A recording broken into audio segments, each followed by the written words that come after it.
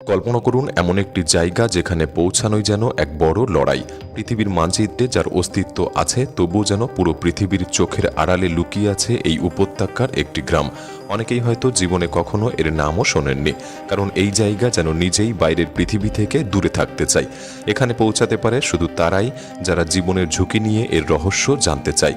পাকিস্তানের সীমান্তবর্তী দুর্গম পাহাড়ি অঞ্চল, যেখানে বিশাল পর্বত আকাশ ছুঁয়ে দাঁড়িয়ে আছে আর তীব্র বাতাস শ্বাস নেওয়াও কঠিন করে তোলে।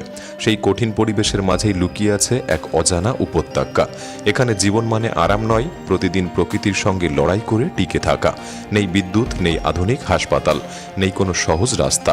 শীত এতটাই তীব্র যে শরীরে জমে যাওয়ার মতো অবস্থা হয়, আর পাহাড়ি পথ এতটাই বিপজ্জনক যে সামান্য ভুল পদক্ষেপ জীবনকে শেষ করে দিতে পারে। তবু আশ্চর্যের বিষয়, এই কঠিন জায়গাতেই মানুষেরা বসবাস করে, পরিবার গড়ে, সন্তান বড় করে এবং প্রতিদিন নতুন করে বাঁচার লড়াই চালিয়ে যায়। কেন তারা এমন জায়গা ছেড়ে যায় না? কিভাবে এত প্রতিকূলতার মাঝেও তাদের জীবন এগিয়ে চলে? আজকের ভিডিওতে আমরা সেই রহস্যময় উপত্যকার ভেতরে ঢুকে দেখব মানুষের এই অবিশ্বাস্য সংগ্রামের গল্প। এমন কিছু বাস্তবতা সামনে আসবে যা হয়তো আপনাকে নিজের জীবনকেও নতুনভাবে ভাবতে বাধ্য করবে। তাই ভিডিওটি সম্পূর্ণ দেখার অনুরোধ রইল। আর নতুন বন্ধুরা অবশ্যই পাশে থাকা সাবস্ক্রাইব লেখাটি প্রেস করে বেল আইকনের অল অপশন সিলেক্ট করুন। পাকিস্তানের গিলগিট বালুচিস্তান অঞ্চলের খাপলু শহরের নাম হয়তো অনেকেই শুনে থাকবেন, কিন্তু আজ আমরা যে জায়গাটির কথা বলবো সেটি সেই খাপলুর থেকেও অনেক বেশি দূরে, অনেক বেশি দুর্গম। জায়গাটির নাম মাচুলু ভ্যালি। এমন একটি উপত্যকা যেখানে সাধারণ মানুষ তো দূরের কথা, অনেকে যাওয়ার কথাই কল্পনা করতে পারে না। এখানে পৌঁছায় শুধু তারাই যাদের কোনো না কোনো বাধ্যতা আছে, অথবা যারা জীবনের ঝুঁকি নিয়েও অজানা জায়গা দেখতে ভালোবাসে। খাপলু ভ্যালি থেকে হুসে ভ্যালির দিকে যাওয়ার পথে পাহাড়ের গভীরে লুকিয়ে আছে এই মাচুলু ভ্যালি, তবে এটিকে সাধারণ রাস্তা বলা কঠিন। গিলগিট বালুচিস্তানের এই অংশে কারাকোরাম পর্বতমালার বিশাল তুষার ঢাকা চূড়াগুলি যেন আকাশ ছুঁয়ে দাঁড়িয়ে আছে। সেই ভয়ঙ্কর পাহাড়ের মাঝখানে প্রায় 10 থেকে 12,000 ফুট উচ্চতায় অবস্থিত এই উপত্যকা, যেখানে বাতাসে অক্সিজেন কম, প্রবল ঠান্ডা আর জীবন অত্যন্ত কঠিন। খাপলু ছেড়ে যতই সামনে এগোনো যায় ততই রাস্তা সরু আর বিপজ্জনক হয়ে ওঠে। প্রথম কয়েক কিলোমিটার রাস্তা মোটামুটি ঠিকঠাক থাকলেও পরে শুরু হয় আসল চ্যালেঞ্জ। পাহাড়ের বুক কেটে তৈরি করা সেই পথ এতটাই ঝুঁকিপূর্ণ যে অনেক সময় স্থানীয় চালকেরাও ভয় পেয়ে যায়। একদিকে বরফে ঢাকা খাড়া পাহাড়ের দেওয়াল, আর অন্যদিকে প্রায় 1000 ফুট গভীর খাদ, যার নিচে নদীর গর্জন শোনা যায়। মাঝে মাঝেই উপর থেকে পাথর গড়িয়ে পড়ে আর চারপাশে থাকে শুধু নির্জনতা। এই অঞ্চলের ভৌগোলিক পরিবেশও সম্পূর্ণ আলাদা। এখানে শহরের মতো কোনো কোলাহল নেই, নেই সবুজের প্রাচুর্য। চারিদিকে শুধু পাথর, বরফ আর অদ্ভুত নীরবতা, যা যেন মানুষের মনকে ছুঁয়ে যায়। আর এখানকার আবহাওয়া এতটাই অদ্ভুত ও কঠিন যে তা কল্পনা করাও অনেকের জন্য প্রায় অসম্ভব।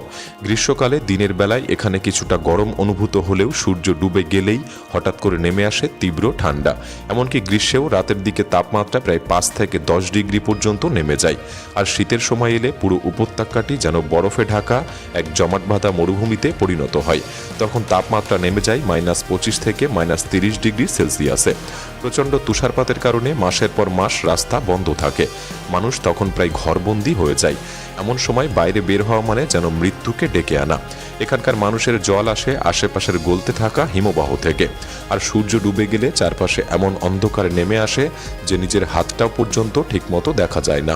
তখন আকাশ ভরে যায় অসংখ্য উজ্জ্বল তারায়, যেন হাত বাড়ালেই তাদেরকে ধরা যাবে। উপত্যকার নিচ দিয়ে বয়ে গেছে শোক নদী। তার গর্জন যেন সবসময় মনে করিয়ে দেয় এখানে মানুষের নয়, প্রকৃতিরই শেষ কথা। এই মাচুলু ভ্যালি হয়তো পৃথিবীর মানচিত্রে একটি ছোট্ট বিন্দু মাত্র, কিন্তু যারা এখানে বাস করে তাদের জন্য এটাই পুরো পৃথিবী। এই উপত্যকায় মূলত বাল্তি এবং চীনা ভাষাভাষী মানুষের বসবাস। প্রজন্মের পর প্রজন্ম ধরে তারা এই সীমান্তবর্তী পাহাড়ি অঞ্চলে বসবাস করে এসেছে। তাদের পূর্বপুরুষরাও এখানেই ছিলেন, তাই এই কঠিন জমি তাদের পরিচয়। পুরো উপত্যকায় মাত্র 40 থেকে 50টি পরিবার বসবাস করে। তাদের ঘরগুলি ছোট, পাথর ও মাটি দিয়ে তৈরি। প্রবল বাতাসে ছাদ উড়ে না যায়, তাই ছাদের উপর বড় বড় পাথর চাপা দিয়ে রাখা হয়েছে। বেশিরভাগ ঘরেই একটি মাত্র কক্ষ থাকে, আর সেই এক ঘরেই পুরো পরিবার বসবাস করে। শীতকালে সেই ছোট্ট ঘরই হয়ে ওঠে তাদের কাছে পুরো পৃথিবী। এখানে সকাল শুরু হয় খুব ভোরে, ভোর 4টে থেকে 5টার মধ্যেই পুরুষরা উঠে পড়ে, কারণ কাজ অনেক আর সময় খুব কম। প্রথমেই তারা গবাদি পশুর যত্ন নেয়। প্রায় প্রতিটি বাড়িতেই ছাগল আর গরু রয়েছে। এই পশুগুলি তাদের জীবনের প্রধান ভরসা।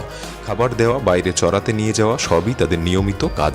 শীতের সময় আবার এই পশুগুলিকে ঘরের কাছেই রাখা হয়, যাতে প্রচণ্ড ঠান্ডায় তারা মারা না যায়। নারীদের জীবন আরও এখানে বেশ কঠিন। জল আনা, জ্বালানি কাঠ সংগ্রহ করা, রান্না করা, এই কাজগুলি শুনতে সহজ মনে হলেও এখানে এগুলি করতে হয় অনেক কষ্ট করে। জল আনতে অনেক সময় তাদের হিমবাহের কাছাকাছি পর্যন্ত যেতে হয়, কয়েক কিলোমিটার পথ হেঁটে। মাথায় ভারী পাত্র নিয়ে আবার সেই একই দুর্গম পথ পাড়ি দিয়ে ফিরতে হয় প্রতিদিন। জ্বালানি কাঠও এখানে সহজে পাওয়া যায় না। পাহাড়ি এলাকায় গাছপালা খুবই কম, আর যেগুলি আছে সেগুলিও অনেক দূরে। তাই নারী ও শিশুরা একসঙ্গে গিয়ে শুকনো কাঠ সংগ্রহ করে, কারণ আগুন ছাড়া এখানে একটি রাত কাটানোও প্রায় অসম্ভব। এখানকার খাবারও খুব সাধারণ, বেশিরভাগ সময় রুটি আর চা, কখনো কখনো দুধ বা দেশি ঘি। গ্রীষ্মকালে কিছু মানুষ ছোট ছোট জমিতে সামান্য সবজি চাষ করে থাকে, মূলত আলু ও কয়েক ধরনের শাকসবজি। এই কঠিন পরিবেশে শিশুদেরকেও ছোটবেলা থেকেই অনেক দায়িত্ব নিতে হয়। 7 থেকে 8 বছরের একটি শিশু গবাদি পশু চড়াতে যায়, আর 10 বছরের একটি মেয়ে জল আনতে সাহায্য করে। এখানকার স্কুল অনেক দূরে। অনেক শিশুকেই প্রতিদিন 3 থেকে 4 ঘন্টা হাঁটতে হয় পড়াশুনো করার জন্য। আর শীত এলে তুষারপাতের কারণে বেশিরভাগ সময় তাদের স্কুলে যাওয়া বন্ধ হয়ে যায়। এই উপত্যকায় অসুস্থ হলে পরিস্থিতি আরও কঠিন হয়ে যায়। এখানে কোনো হাসপাতাল বা চিকিৎসা কেন্দ্র নেই। সাধারণ অসুখ হলেও মানুষ স্থানীয় ভেষজ গাছপালা আর ঘরোয়া উপায়ে চিকিৎসা করার চেষ্টা করে। কিন্তু যদি গুরুতর সমস্যা হয়, তখন যেতে হয় স্কার্দু বা খাপলুর মতো দূরের শহরে।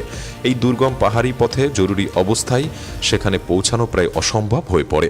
অনেক সময় তখন মানুষের ভরসা থাকে শুধু ভাগ্য আর প্রার্থনার উপর। রাত নামলেই এই উপত্যকায় নেমে আসে এক অদ্ভুত নীরবতা। এখানে বিদ্যুৎ নেই, তাই আলো বলতে থাকে ছোট্ট একটি লাল রঙের কেরোসিনের বাতি। পুরো পরিবার একটি ঘরেই একসঙ্গে বসে।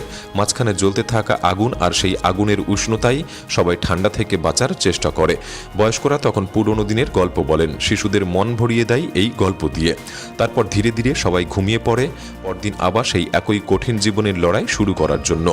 এখানকার মানুষের পোশাকও পুরোপুরি এই কঠিন আবহাওয়ার সঙ্গে মানিয়েই তৈরি হয়েছে। পুরুষরা সাধারণত বালতি অঞ্চলের ঐতিহ্যবাহী উলের সালোয়ার কামিজ পরে, তার উপর থাকে স্থানীয় তৈরি মোটা কোট। মাথায় থাকে উলের টুপি, যা তীব্র ঠান্ডা থেকে সুরক্ষা দেয়।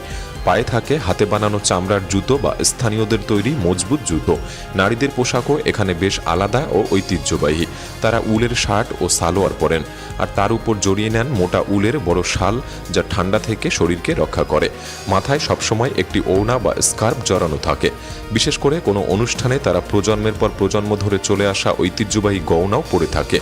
এর মধ্যে থাকে রূপার কানের দুল এবং পুরনো মুদ্রা দিয়ে তৈরি বিশেষ ধরনের হার, যা তাদের সংস্কৃতির একটি গুরুত্বপূর্ণ অংশ। এই কঠিন পরিবেশে টিকে থাকার জন্য এখানকার মানুষের খাবারও খুবই সাধারণ, কিন্তু শক্তি যোগানের মতো। তাদের প্রধান খাবারের একটি হলো ঘিয়ালিং, গম ও যবের আটা দিয়ে তৈরি মোটা ধরনের রুটি, যা পাথর বা লোহার তাওয়ায় রান্না করা হয়। এটি এতটাই পুষ্টিকর যে অল্প খেলেই পেট ভরে যায়। আরেকটি জনপ্রিয় খাবার হলো মলিদা, যেখানে গম ভিজিয়ে গুঁড়ো করে তার সঙ্গে ঘি ও চিনি মিশিয়ে তৈরি করা হয়। শীতের সময় শরীরে শক্তি যোগাতে এই খাবারগুলি গুরুত্বপূর্ণ। এখানে সাধারণ চায়ের বদলে বেশি জনপ্রিয় নোনতা চা, যাকে বলা হয় গুড়গুড় চা। এতে থাকে লবণ, মাখন ও দুধ। তীব্র ঠান্ডায় শরীর গরম রাখতে এই চা খুবই উপকারী। বিশেষ উপলক্ষে এখানে মামতু বা ডাম্পলিংও তৈরি করা হয়, যার ভেতরে কিমা মাংস বা সবজি ভরা থাকে। গ্রীষ্মকালে মানুষ অ্যাপ্রিকট ও তুত শুকিয়ে সংরক্ষণ করে রাখে, যাতে শীতকালে যখন তাজা খাবার পাওয়া যায় না, তখন সেগুলি কাজে লাগে। এখানকার ছাগল ও গরুর দুধ থেকে তৈরি হয় দেশি ঘি, তা যেন সোনার মতো মূল্যবান। প্রায় সব খাবারেই এর ব্যবহার দেখা যায়। এই উপত্যকার সামাজিক জীবনও বেশ ঐতিহ্যবাহী। কোনো বিয়ে হলে পুরো গ্রাম একসঙ্গে আনন্দে মেতে ওঠে। সবাই মিলে রান্না করে, স্থানীয় বাদ্যযন্ত্র বাজায় আর নিজেদের ভাষায় গান গায়। আবার কেউ মারা গেলেও একই অবস্থা। পুরো গ্রাম একত্রিত হয়, প্রার্থনা করে এবং সবার জন্য খাবারের ব্যবস্থা করে। এখানে মানুষের মধ্যে পারস্পরিক সহযোগিতা খুবই শক্তিশালী। কোনো বাড়িতে খাবার কম থাকলে অন্য বাড়ি থেকে এনে দিয়ে যায়। কারো জ্বালানি কাঠের অভাব পড়লে প্রতিবেশীরাই সাহায্য করে এবং এই বন্ধুত্ব আর একতার উপরই দাঁড়িয়ে আছে তাদের জীবন। প্রকৃতির সঙ্গে মিলেই এখানে শিশুদের বড় করা হয়। ছোটবেলা থেকেই তাদের শেখানো হয় জল ও খাবারের মূল্য, প্রকৃতির প্রতি সম্মান এবং দায়িত্বশীলতা। প্রথমবার মাচুলি ভ্যালি দেখলে এর সৌন্দর্য সত্যি মন কেড়ে নেবে। সকালের সূর্যের আলো যখন তুষার ঢাকা পাহাড়ে পড়ে তখন মনে হয় যেন পাহাড় সোনার মতো জ্বলজ্বল করছে। রাতে আকাশ ভরে যায় অসংখ্য তারায়, মিল্কি ওয়ে এত স্পষ্ট দেখা যায় যে মনে হয় হাত বাড়ালেই ছোঁয়া যাবে। এই দৃশ্য বড় শহরে কল্পনাও করা যায় না। তবে এই সৌন্দর্যের আরেকটি ভয়ঙ্কর দিকও রয়েছে। এখানে হঠাৎ ভূমিধস হতে পারে, পাহাড় থেকে পাথর পড়ে রাস্তা বন্ধ হয়ে যেতে পারে, কেউ নদীতে পড়ে গেলে অনেক সময় আর খোঁজও মেলে না। শীতকালে তীব্র তুষারপাতের কারণে মানুষ মাসের পর মাস ঘরের ভেতর বন্দী থাকে। কোনো বড় অসুখ বা দুর্ঘটনা ঘটলে সাহায্য পাওয়া প্রায় মুশকিল হয়ে পড়ে। তবুও এখানকার মানুষ হাসি মুখে জীবন কাটায়। আধুনিক শহরের মতো সুবিধা হয়তো তাদের নেই, তবুও তারা অভিযোগ করে না, বরং তাদের জীবন শেখায় সুখ বিলাসিতাই নয়, বরং সাহস আর একসঙ্গে থাকার মধ্যেই লুকিয়ে থাকে। মাচুলি ভ্যালি যেন আমাদের মনে করিয়ে দেয় কঠিন পরিস্থিতিতেও মানুষ কতটা শক্তিশালী হতে পারে। এদের জীবন সম্পর্কে আপনার কি অনুভূতি আমাদের কমেন্ট বক্সে লিখে জানাতে পারেন। আজকের এই ভিডিওটি ভালো লাগলে একটি লাইক করতে পারেন, চ্যানেলটি সাবস্ক্রাইব করে রাখতে পারেন। তাহলে দেখা হচ্ছে পরবর্তী নতুন একটি এপিসোডে। ধন্যবাদ।